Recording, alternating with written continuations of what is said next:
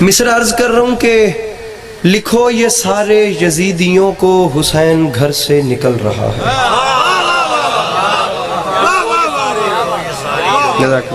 ناظم ممبر صاحب بڑی زیادتی کی ہے آپ نے، اور بہت زیادہ. با خدا میں تو کچھ بھی نہیں ہوں، آپ بہت زیادہ بول گئے ہیں. لٹرلی با خدا نہیں ہے، بہت زیادہ. آپ یہ دیکھیے سر، میں بہت گناہ گار آدمی ہوں معذرت کے ساتھ. یہ بہت اچھا پڑھنے والے ہیں، ڈیزرو کرتے ہیں ایسے ایسے جملے. ہم تو با خدا ان اچھا پڑھنے والوں میں ہماری حیثیت صرف اتنی سی ہے جتنی حیثیت کسی حسین چہرے پہ چھوٹے سے تل کی ہوتی ہے. تو یہ اچھے ہیں سب، یہ پڑھتے رہیں گے.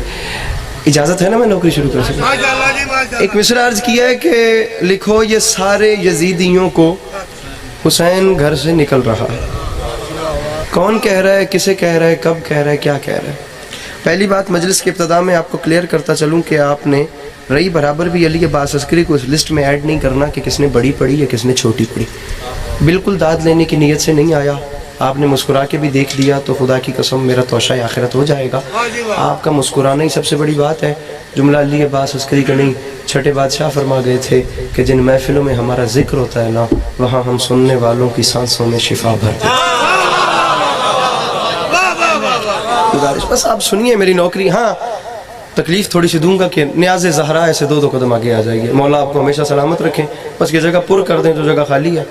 چاچا جی آ جاؤ کہ مولا وڈے رنگ لینے منت ہے. میں دو قدم ایڈا تو میں وڈا مطالبہ ہی کرما لوں تھوڑے سامنے کو نہیں کیتا جی میں گھوری پا رہے ہو. میں دو قدم نیاز حسین، نیاز زہرا سلام اللہ علیہ، ایسے دو قدم. بزرگ بے شک بیٹھے رہیں، جوان اگر آپ آگے آ سکے تو یہ جگہ اگر گیپ پر ہو جائے تو امام حسین علیہ السلام کے نام پہ. یار آپ آ جاؤ نا، اس جگہ کو پر کر دو یار. کم از کم ہر بندے کو میں کیسے کہوں، بس آداب محفل کو خود تقاضوں کو سمجھیے اور اس کو پورا کیجیے. 27 رجب دربار ولید میں میرے امام حسین شہنشاہ بادشاہ کو بلایا گیا. 28 رجب کو امام حسین نے کربلا کے لیے مدینہ چھوڑا ہے. میں آپ کو 27 رجب کا واقعہ سنا رہا ہوں. میرے مولا کو دربار ولید میں بلایا گیا اور جس وقت درباریوں کو پتہ چلا کہ حسین دربار میں تشریف لا رہے ہیں، اس وقت انہوں نے 2 پلان اور 2 مشورے کیے. پلانز ان کا پہلا پلان یہ تھا کہ کوئی بھی حسین کے احترام میں اٹھ کے حسین کو سلام نہیں کرے گا، ٹھیک ہے، تاکہ ہم علی کے لال پہ پریشرائز ہو سکے. دوسرا ان کا آپس کا پلان یہ تھا کہ جو دربان دروازے پہ کھڑے ہیں نا، ان کو حکم تھا کہ تم نے حسین کے آنے پہ دروازے کا پردہ نہیں اٹھانا. پردہ حسین خود اٹھائیں گے. پردہ اٹھا کے جب نیچے سے گزریں گے نا تو حسین خود ہی ہمارے سامنے جھک جائیں گے. تو یہ 2 کام ہو جائیں گے، ایک پریشرائز ہو جائیں گے، دوسرا پردہ اٹھا کے جب گزریں گے تو حسین خود ہی ہمارے سامنے جھک جائیں گے. یہ 2 کام کرنے ہیں. لیکن وائے روب امامت تاریخ بات شروع ہو گئی ہے جناب. تاریخ کہتی ہے جب شمس امامت افق کے دروازہ پہ طلوع ہوا، میرے مولا اس جانب کھڑے تھے، میرے امام نے دیکھا تو اندر کی آگئی ہو گئی. پردے کے اس جانب کھڑے ہو کے میرے امام نے کچھ نہیں کیا. تاریخ کہتی ہے بس ایک پلک جھپکی، ہوا کا جھونکا آیا، پردہ اڑا کے لے گیا. میرے امام اندر تشریف لے گئے اور جا کے ولید کی آنکھوں میں آنکھیں ڈال کے فرماتے ہیں شرم نہیں آتی؟ تو نے دیکھ لیا یہ پردہ تیری رعایا نے نہیں اٹھایا، ہماری رعایا نے اٹھا دیا. جو بول سکتے ہیں، جو اپنے ہاتھ اٹھا سکتے ہیں، بڑی جلدی میرے محترم مل کے نہ رہے حیدری. فرمایا پردہ تیری رعایا نے نہیں اٹھایا. ذرا ہاتھ کھولیے گا، بس بات ہو گئی. ایکو اس کی ذرا نہ ہونے کے برابر کر دیجئے. تیری رعایا نے نہیں اٹھایا، ہماری رعایا نے، تیری رعایا نے نہیں اٹھایا، ہماری رعایا نے اٹھا دیا. اب امام علیہ السلام آخر خطیب ممبر سلونی کے بیٹے ہیں. علی کے بچوں سے اچھا کلام کون کرے؟ تاریخ کہتی ہے جملے کہے کہ ولید دربار میں بیٹھا تھا، تخت پہ کھڑا ہو گیا. جب وہ کھڑا ہوا تو تمام درباری بھی کھڑے ہو گئے. جب تمام درباری کھڑے ہوئے اب میرے امام نے چلنا شروع کیا. اب پروٹوکول دیکھنا، بالکل نظم شروع کر رہا ہوں. اب میرے امام نے بیچ میں سے چلنا شروع کیا. اب جب امام گزر رہے ہیں تو دائیں سے کوئی کہہ رہا ہے مولا میرا سلام، میری کرسی پہ بیٹھیں. مولا میرا سلام، میری کرسی پہ بیٹھیں. مولا بھائی یہ موبائل چھوڑیے گا پلیز، ہاتھ اٹھائیے گا پلیز، بات بڑی مشکل ہے. مولا میرا سلام یہاں بیٹھیں، مولا میرا سلام یہاں بیٹھیں، مولا میرا سلام یہاں بیٹھیں، مولا میرا سلام میری کرسی پہ بیٹھیں. تاریخ کہتی ہے علی کا علی بیٹا تمام درباریوں کے سلاموں سے بے نیاز ہو کے چلتا چلتا ولید کے تخت کے سامنے آ کے حسین نے فرمایا ولید بتا تو نے حسین کو کیوں بلایا ہے؟ ولید نے حسین کے ہاتھ میں یزید کا خط دیا. آپ کو پتہ ہے نا میں یزید کا نوکر ہوں، یزید کا خط پڑھیے. تاریخ کہتی ہے علی کے لال حسین علیہ السلام نے اپنی پاک نظر یزید کے نجس الفاظ پہ کی نہیں. فرمایا تو بتا اس نے کیا لکھا ہے؟ تاریخ کہتی ہے ولید نے کہا حسین یزید نے لکھا ہے یا حسین بیعت کرے یا جنگ کرو. فرمایا دوہرا کیا لکھا ہے؟ اس نے دوسری بار کہا یزید نے کہا ہے یا حسین بیعت کرے یا جنگ کرو. فرمایا تیسری بار ریپیٹ کر یزید نے کیا لکھا ہے؟ اس نے ہاتھ باندھ کے کہا حسین یزید نے کہا ہے حسین سے کہو یا بیعت کرے یا جنگ کرے، آپ اسے کیا رپلائی دیں گے؟ تاریخ کہتی ہے یزید کا خط زمین پہ پھینکا، دروازے کو چلے، پیچھے سے اس نے کہا جواب کیا دوں؟ حسین مسکرا کے فرماتے ہیں پریشان نہ ہو، لکھو یہ سارے یزیدیوں کو حسین گھر سے نکل رہا ہے۔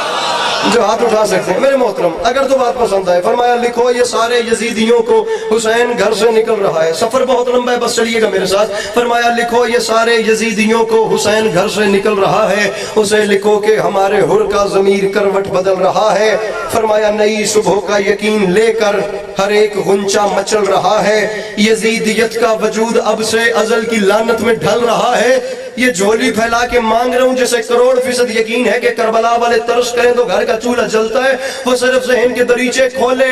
خدا کی قسم بات اتنی بڑی کرنا چاہ رہا ہوں، اللہ گواہ کہ فضائے نجف سینوں میں ایک بہار برپا کر دے گی۔ ایک ذرہ بھی خاک نجف کا اڑتا اڑتا میری جھولی میں آ گیا تو خدا کی قسم مصر کا بازار خرید لوں گا۔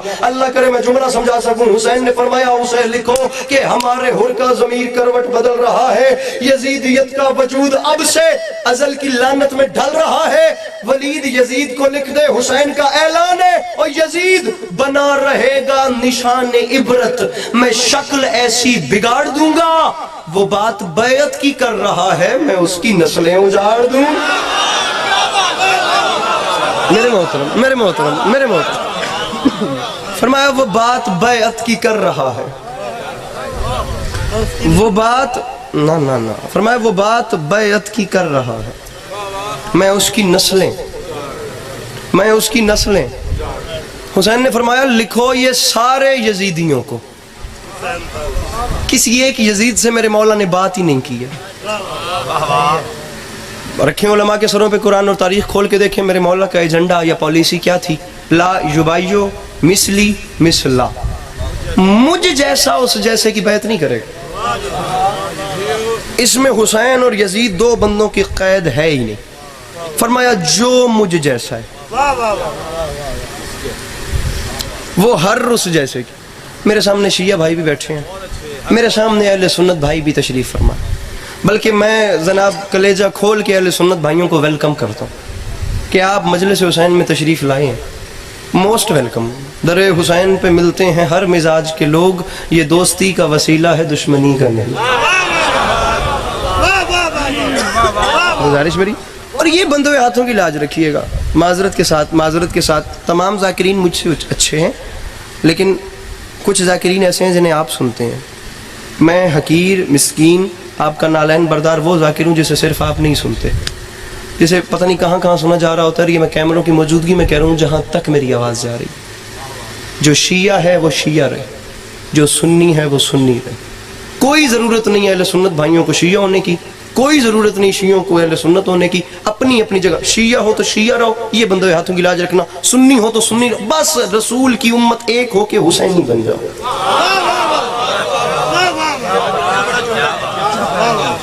سر آپ ان ریکوائرمنٹس کو پورا کریں جو حسینی ہونے کے لیے چاہیے۔ وٹ ایور تاریخ کو کیا فرق پڑتا ہے، آپ ہاتھ کھول کے نماز پڑھتے ہیں یا آپ ہاتھ باندھ کے نماز پڑھتے ہیں؟ ارے دو کریکٹرز آپ کے سامنے ہیں، قرآن بھی یہی کہتا ہے، حسینیت بھی یہی کہتی ہے۔ قرآن کا بھی نظریہ جہاں دل قرآن کھول کے دیکھ لیں، اگر یہ میری بات غلط ثابت ہو 6 سال کے بعد آئے ہوں کہو گے تو جتنا جیوں گا پھر اس کے بعد نہیں آؤں گا پورے والا اس مجلس میں، 6 سال کے بعد آئے ہوں۔ یہ دیکھنا جہاں سے چاہو قرآن کھول کے دیکھ لو، یا نیکی یا بدی، یا اچھا یا برا، یا شکر یا کفر، تیسرا راستہ نہیں ہے۔ یہاں بھی یا حسین یا یزید، شارٹ کٹ یا آپ نے وہ کام نہیں چل سکتا، یا حسینی ہونا ہے یا یزیدی ہونا ہے۔ آپ دونوں کریکٹرز کو پڑھ لیں، حسین علیہ السلام نے کیا کیا، یزید نے کیا کیا، بات ختم ہو جائے گی۔ جہاں ہے وہاں رہ کے فیصلہ کر لیں کہ کس کے پیچھے لگے۔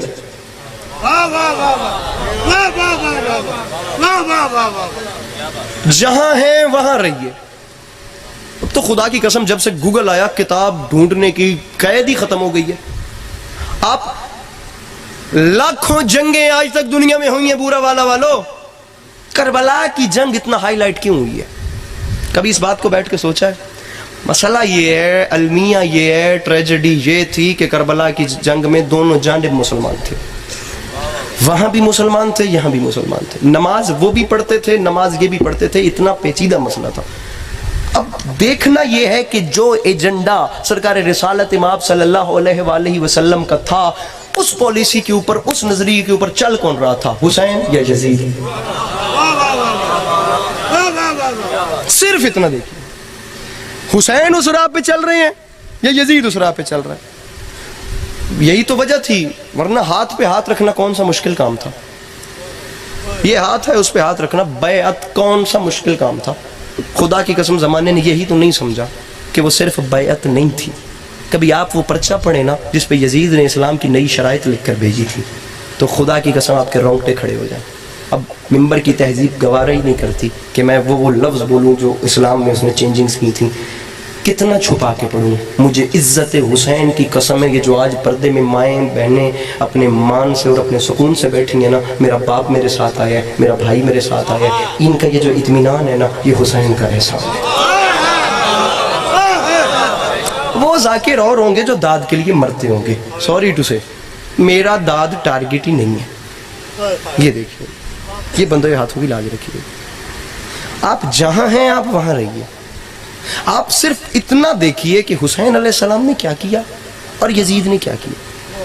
بیعت صرف بیعت نہیں ہوتی میرے اہل سنت بھائی جو تشریف فرمائے، میں آپ کو کلیئر کرتا چلوں، یہ ہاتھ پہ ہاتھ رکھنے کا مطلب ہوتا ہے آج کے بعد یہ جو جسم ہے نا، اس جسم کی کائنات تیرے سپرد ہے۔ آپ کے ماننے میں آتا ہے سوار دوش رسول صلی اللہ علیہ وآلہ وسلم، سرکار کا نواسا، سرکار کے خون کا وارث اپنا وجود کسی شرابی کے حوالے کر دے۔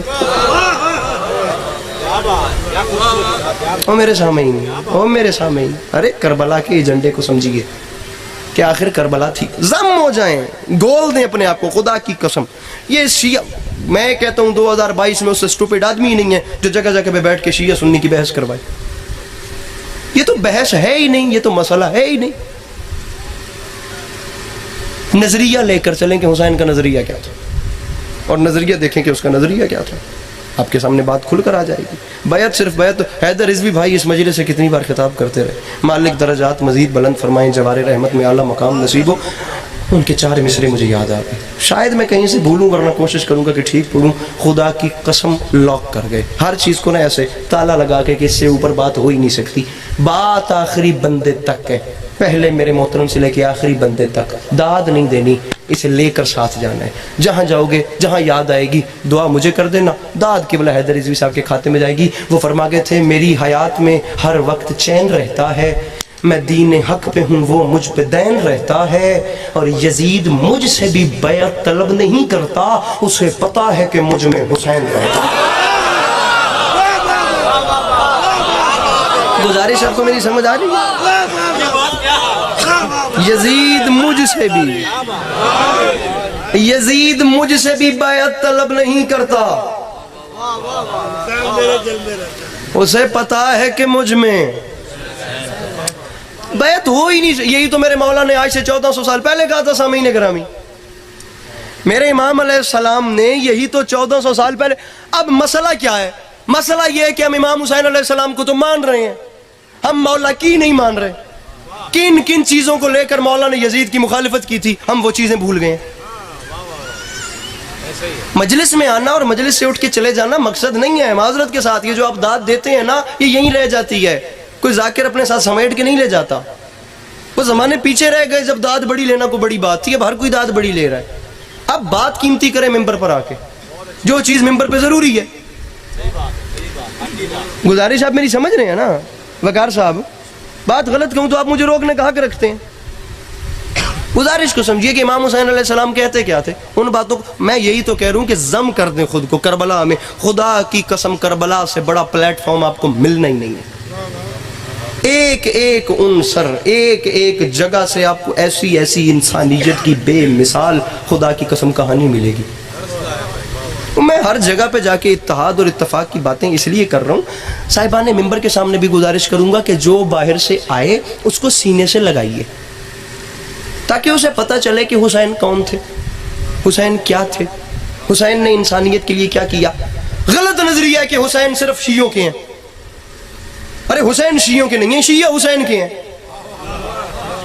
حسین نے کربلا میں کام کوئی شیعہ کے لیے تو کیا نہیں، حسین نے تو کربلا میں کام انسانیت کے لیے کیا۔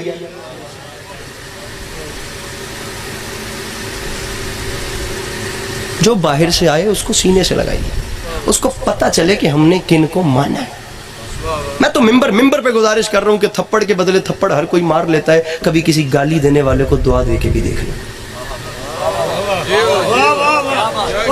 اگر ہر دوسرے آنے والے کی دل آزاری مقصد ہوتی تو حسین ہور کو کبھی سینے سے نہ لگاتی. گزارش سمجھ میں آ رہی ہے سامعین؟ اور خدا کی قسم آپ کے لیے نہیں پڑھ رہا, یہ پتہ نہیں مجلس کہاں کہاں دیکھی جا رہی ہے. میرے بعد دادیں ہوتی رہیں گی, مجھ سے پہلے بڑی دادیں لی ہیں, خدا کی قسم بہت دادیں لی ہیں, پورے ملک کو پتہ ہے اتنی دادیں لی ہیں. مولا کی قسم ان آنکھوں نے جتنی دادیں دیکھی ہیں یہ زبان بیان ہی نہیں کر سکتی. وہ اپنی جگہ پہ ہے, لیکن خدا را ہر بندہ مجلس میں کم از کم یہ دیکھیے گا, بہت بڑی جگہ پہ کھڑا ہوں یار معذرت کر کے, یہ بہت بڑا مقام ہے. یہ جو ممبر حسین ہے نا, مجھ جیسا گناہگار ڈیزرو نہیں کرتا کہ وہ یہاں آ کے کھڑا بھی ہو سکے. یہ دیکھو میر انیس کا ایک شعر مجھے یاد آ گیا, فرما گئے تھے مزار شاہ پہ پہنچے تو سر اٹھا کے کہا خدا کی شان کہاں سے چلے کہاں آئے. ارے یہ بہت بڑی جگہ ہے, خدا کی قسم یہ اس فرش مجلس پہ جہاں بیٹھے ہیں نا, یہاں بہت بڑی بڑی ہستیاں تشریف لاتی ہیں. یہ دیکھیے گا صرف 10 منٹ, صرف 5 منٹ, ارے صرف 1 منٹ ہر فرش عزا پہ بیٹھنے والا صرف اتنا سوچ لینا, صرف اتنا سوچ لے کہ یار مجھے میرے وقت کے امام دیکھ رہے ہیں, ان کی نظر ہے مجھ پہ, خدا کی قسم غیر طرف آنکھ اٹھتے ہوئے بھی خوف کھائے گی. بات کو بٹھا لے اپنے ذہنوں میں, کنٹرول ہر ٹائم اپنے آپ کو یہ سوچنا ہے کہ کسی کی نظر کا پہرا ہے, میں کسی کے تابع ہوں. آزاد ذہن رکھنا ہے. تو اس حیوان میں کیا فرق ہے جو کسی کے کھیت میں گھس کے کسی کا مال کھا لیتا ہے. پابند رکھ اپنے آپ کو, اپنے آپ پہ کنٹرول رکھ, اپنی آنکھوں پہ, اپنے کانوں پہ, اپنی زبان پہ, اپنے ذہن پہ. گزارش میری سمجھ آ رہی ہے؟ ورنہ اگر ذہن آزاد نہیں کرنا شیعہ سنی بھائیوں, اگر ذہن آزاد ہو گیا تو پھر اچھائی برائی ساتھ ساتھ چلتی رہے گی. یہی کام تو یزیدیوں کا تھا جو کہتے تھے جلدی کرو نواسہ رسول کو شہید کرو, حسین کو قتل کرو تاکہ ہم ظہر کی نماز باجماعت پڑھیں. گزارش آپ کو میری سمجھ آ رہی ہے؟ اچھا میں آپ کو ایک نئی بات بتاتا ہوں, سنیے. سید العلماء آیت اللہ علی نقی نقن بر صغیر میں ان سے علمی شخصیت ممبر پہ نہیں آئی. آیت اللہ خوئی کے ہم بحث رہ چکے تھے, اور خوئی صاحب سے سوال ہوا تھا کہ آپ فقہ کی طرف چلے گئے, اور استدلال اور استنباط اور یہ اجتہاد, آپ ممبر پہ کیوں نہیں آتے اور آپ مجالس کیوں نہیں پڑھتے؟ خدا کی قسم بحر العلم خوئی صاحب کا جواب تھا کہ جب علی نقی نقن جیسا بندہ ممبر پہ موجود ہے تو میری ضرورت ہی کیا ہے.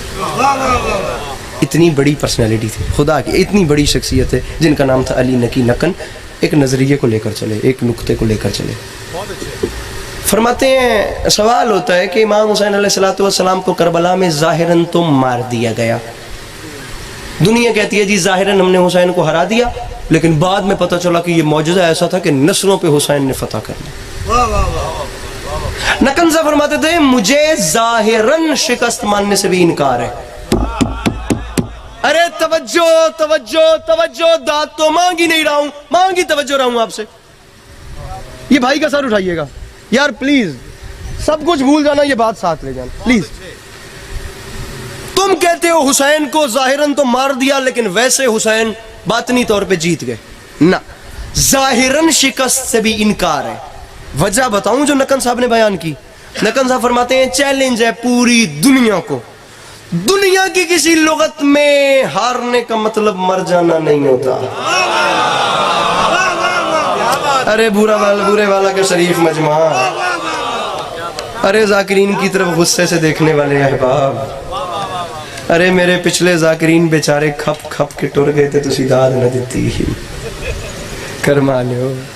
دنیا کی کسی لغت میں ہارنے کا مطلب مر جانا نہیں ہے, دنیا کی کسی لغت میں جیتنے کا مطلب مار دینا بھی نہیں ہے. کامیاب کا کیا مطلب ہے, کامران کا کیا مطلب ہے؟ ہمارے ہاں کام کار کے معنی میں لیا جاتا ہے, یہ اسے کام بولتے ہیں. فارسی زبان میں کام کے معنی مقصد کے ہیں. کامیاب, کامراں, کامیاب ہونا یعنی اپنے مقصد کو پا لینا. ناکام ہونا یعنی, ناظم ممبر صاحب سر اٹھائیے گا, یعنی اپنے مقصد کو نہ حاصل کر سکنا. اگر تو یزید کا مقصد یہ تھا کہ وہ حسین کو مارنا چاہتا تھا اور حسین اپنی جان بچانا چاہتے تھے، تو بھلے یزید جیت گیا کہ اس نے حسین کو مار دیا، لیکن بورے والا کے شریف عزادار یہ مقصد شیعہ سنی بھائیوں کا تھا کہ وہ حسین کو مارنا چاہتا تھا اور یہ نہیں مارنا چاہتے تھے، بلکہ مقصد تو یہ تھا کہ وہ بیعت لینا چاہتا تھا اور یہ بیعت نہیں لے کر اس کی کرنا چاہتے تھے۔ اب نکن صاحب نے فرمایا بس یزید بیعت لے لے تو کامیاب، لے لے تو کامیاب، نہ لے تو ناکام۔ پھر نظریہ آپ کے سامنے ہے کہ 10 محرم 61 ہجری کربلا کے میدان میں حسین آئے، 10 محرم 61 ہجری کربلا کے میدان میں آ کے حسین نے کہا تم سب آئے ہو بیعت لینے، بیعت لینے تم آئے ہو، وہ جو شام میں بیٹھا ہے اسے بھی یہاں بلاؤ۔ اب جو میری خطابت کا جملہ ہے وہ نہیں بول رہا، پھر سید حیدر رضوی کا شعر میرے ذہن میں آ گیا، شاید آپ زیادہ اس کے ساتھ انڈرسٹینڈ کریں۔ وہ فرماتے ہیں ابن علی، حسین نے کہا کیا؟ ابن علی نے دے دیا سارے اس خیال سے، حسین نے کہا میں دور ہوں، ادھر دیکھو، مجھ سے کہاں بیعت لوگے، پہلے میرے انصار پہ دیکھو۔ ابن علی نے دے دیا سارے اس خیال سے، کوئی میرا نظام ولایت نہ لے سکے، شبیر تو خدا کے ارادے کا نام ہے، 9 لاکھ مل کے جون سے بیعت نہ لے سکے۔ گزاری سمجھ آ رہی ہے سامنے؟ بیعت نہ لے سکے، خدا کی قسم، 9 لاکھ مل کے جون سے۔ ارے حسین کے غلام جون سے بھی بیعت نہیں لے سکے۔ حسین کے ایسے اصحاب تھے۔ معذرت کے ساتھ یہ دیکھنا کہ جو سینے چوڑے چوڑے کر کے پھرتے ہیں نا کہ ہم حسینی ہیں، یہ دیکھنا حسین کے اصحاب نمازی تھے، حسین کے اصحاب شب زندگار تھے، حسین کے اصحاب عبادت گزار تھے، حسین کے اصحاب سجدہ گزار لوگ تھے۔ جناب مسلم بن اوسجہ جن کے بارے میں تاریخ کہتی ہے کہ حبیب ابن مظاہر سے بھی زیادہ ضعیف تھے، ان کے بارے میں پتہ کیا ملتا ہے کہ وہ کوفہ کے بچوں کو قرآن پڑھایا کرتے تھے۔ ایک منٹ او بھائی مجھے دیکھیے گا، جناب مسلم بن اوسجہ ایک کربلا کے شہید ہیں، ان کے بارے میں ملتا ہے کہ وہ کوفہ کے بچوں کو قرآن پڑھایا کرتے تھے۔ یہ بات آپ کو اس سے پہلے نہیں پتہ ہوگی، آج آپ کو بتا رہا ہوں۔ جناب حبیب ابن مظاہر کے بارے میں یہاں تک ملتا ہے کہ وہ ایک ایک سجدے میں ختم قرآن کرتے تھے۔ ایسے ہوتے ہیں حسینی، ایسے چاہیے حسین علیہ السلام کو، اور ایسے بندے واقعتاً ملتے بھی کم ہیں کہ ایک طرف 9 لاکھ ہوتے ہیں اور ایک طرف گن کے 70-71 ہوتے ہیں۔ خدا کی قسم 9 لاکھ کا لشکر لے کر بے چین ہو رہا تھا، حسین کا جون بھی بیعت نہیں کر رہا ہے۔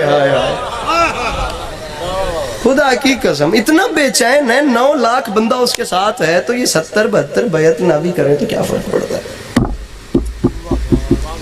نہیں سمجھے سوال؟